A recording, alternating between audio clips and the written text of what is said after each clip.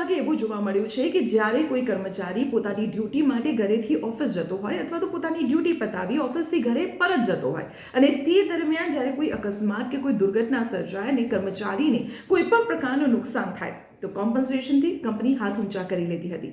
પરંતુ હવે આ કંપનીઓની મનમાની નહીં ચાલે, કારણ કે આવી ગયો છે સુપ્રીમ ચુકાદો. સુપ્રીમ કોર્ટે સ્પષ્ટ કરી દીધું છે કે જ્યારે કોઈ વ્યક્તિ પોતાની ડ્યુટી માટે ઓફિસ જતો હોય ઘરેથી અથવા તો પોતાની ડ્યુટી પતાવી ઓફિસથી ઘરે સલામત પહોંચે તે દરમિયાન જો કોઈ દુર્ઘટના સર્જાય તો કંપની રહેશે જવાબદાર.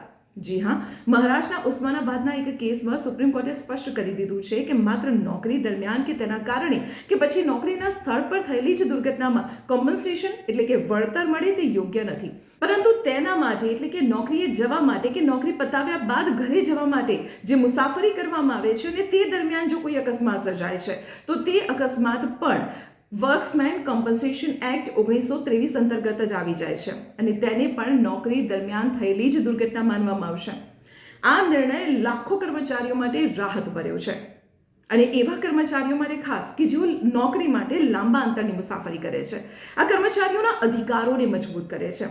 સુપ્રીમ કોર્ટે સ્પષ્ટ કરી દીધું છે કે ડ્યુટી માત્ર ઓફિસના ગેટ સુધી સીમિત નથી, પરંતુ તેના માટે જે મુસાફરી કરવામાં આવતી હોય છે તે પણ મહત્વપૂર્ણ છે. તો આ નિર્ણય પર આપનું શું કહેવું છે કમેન્ટ બોક્સમાં ચોક્કસ જણાવજો અને આવી જ મહત્વપૂર્ણ જાણકારી માટે આપ જોડાયેલા રહો સંદેશ ડિજિટલ સાથે.